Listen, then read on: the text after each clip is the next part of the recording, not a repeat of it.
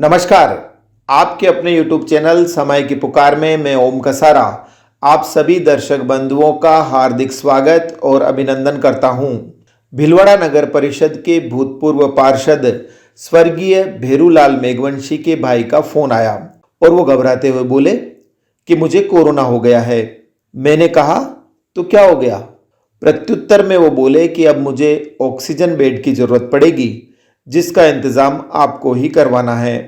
मैंने कहा, आपकी कोरोना पॉजिटिव रिपोर्ट 10 मिनट पहले ही आई है, आप बिल्कुल ठीक हो, फिर आपको कैसे लग रहा है कि अब ऑक्सीजन बेड की जरूरत पड़ेगी?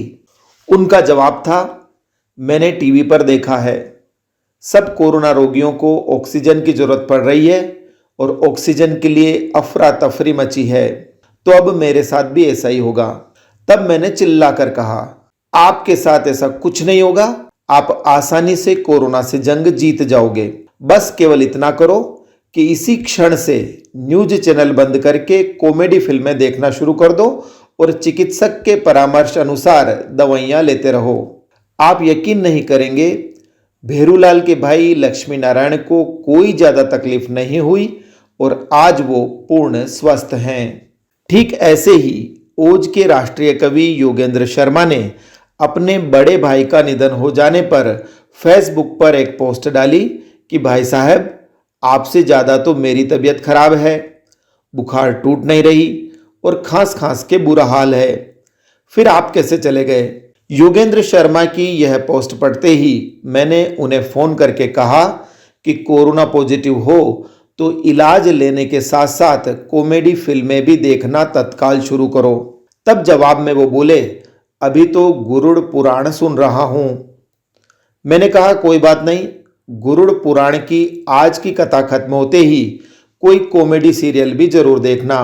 ईश्वर की कृपा से हिंदुस्तान के ख्यातनाम कवि और मेरे अजीज मित्र योगेंद्र शर्मा ने कोरोना वायरस को पछाड़ दिया है। इसी प्रकार भारत के मशहूर रंगोली कलाकार केजी कदम की माताश्री का स्वर्गवास होने के पश्चात वो स्वयं व उनका पूरा परिवार गहरे अवसाद में थे। यही नहीं, परिवार के कुछ सदस्य कोरोना पॉजिटिव भी हो गए।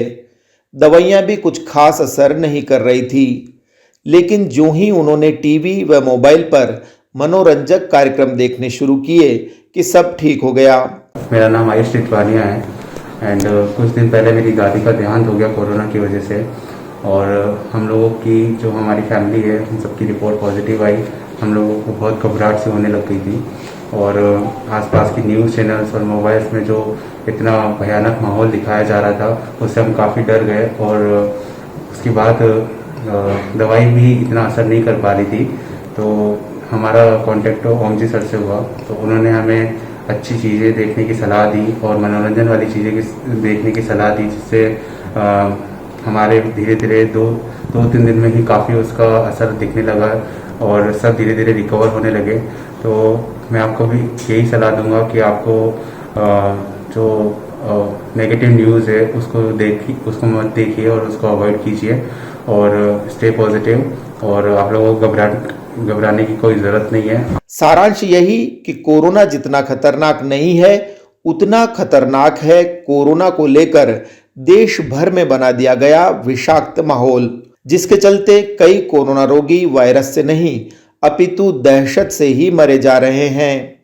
हालांकि यह बात सही है कि कोरोना के हर रोज नए मामले सामने आ रहे हैं, तो सच्चाई यह भी है कि प्रतिदिन लाखों कोरोना रोगी ठीक भी हो रहे हैं। स्वास्थ्य विशेषज्ञ कहने भी लगे हैं कि कोरोना की दूसरी लहर अब कमजोर पड़ रही है और यदि जनता ने कोरोना गाइडलाइन की अक्षरशः पालना की तो हम बड़ी आसानी से कोरोना को परास्त कर देंगे।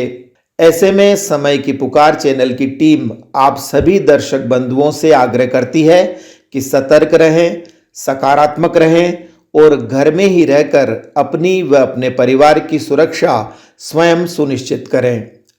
तो इस बुलेटिन में आज इतना ही। यदि आपको पसंद आया हो तो इसे लाइक व शेयर अवश्य करें और आपके अपने यूट्यूब चैनल समय की पुकार को सब्सक्राइब करना न भूलें। धन्यवाद। जय हिंद, जय भारत।